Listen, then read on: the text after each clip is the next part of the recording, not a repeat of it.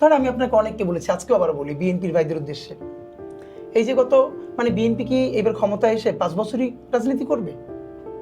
আগামী সে যদি 50 বছর রাজনীতি করতে চায়, তার প্রজেক্ট কই, তার প্ল্যান কই? আসেন, সে এসে আরেকটা ছায়ানট তৈরি করতে পারছে, উদীচী তৈরি করতে পারছে, সমৃদ্ধ সাংস্কৃতিক জোট তৈরি করতে পারছে? মজার ব্যাপার বলি, সাংস্কৃতিক যে দল মানুষজন আছে তাদেরকে সে বিএনপিতে কিসে দাওয়াত দিবে? জাসাসে। দেখেন, যে আপনার ডিরেক্টলি পলিটিক্যালি এঙ্গেজড সে তো জাসাস করবে, তার সমস্যা নাই, সে ইলেকশন করবে। কিন্তু আপনি দেখেন তো, যারা আওয়ামী লীগের মন্ত্রী হয়েছে এর বাইরে একটা গ্রুপকে তারা কিভাবে ইন্ডিপেন্ডেন্টলি গ্রো করাইছে, যারা কালচারালি আওয়ামী লীগ, সে কোনোদিন এমপি ইলেকশন, ইভেন তাদের যে নাম, এই সংগঠনের নামের মধ্যে কোথাও আওয়ামী লীগ নাই। তারা কখনো উদীচী, কখনো ছায়ানট, কখনো সম্মিলিত সাংস্কৃতিক জোট।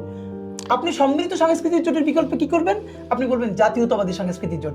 আপনি তো পলিটিক্সটা বুঝতেছেন না। কারণ কি দেখেন, প্রমাণ হইলো আওয়ামী লীগ চলে যাওয়ার পরেও 3 দিন আগেও না 5 দিন আগে দেখলাম সম্ভবত উদীচী বা সম্মিলিত সাংস্কৃতিক জোট প্রফেসর ইউনূসকে গান শোনাতে চাইতেছে কিছুদিন আগের প্রোগ্রাম, মানে হলো একটা প্রতিবাদ জানাইয়া। আওয়ামী লীগ এখনো ক্ষমতায়, আমি আপনাকে বলি, এটা আমি ইদানিং খুব জায়গায় বলতেছি। কালচারালি অফকোর্স আওয়ামী লীগ নাই শুধু ওই উপরের সচিবালয়ে, কালচারালি এখানে আওয়ামী লীগ ক্ষমতা। কেন? আওয়ামী লীগের ন্যারেশনের বাইরে আপনারা কোনো ন্যারেশন দাঁড় করাতে পারছি আমরা? আওয়ামী লীগের বাঙালি জাতীয়তাবাদ থেকে শুরু করে সবকিছু, এর মানে পুরো এস্টাবলিশমেন্টে যে মনস্তত্ত্ব সে তৈরি করছে।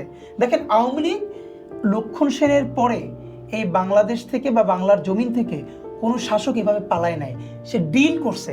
এরশাদ দেখেন, সে জেলে গেছে, জেলে বসে এমপি নির্বাচিত হয়েছে।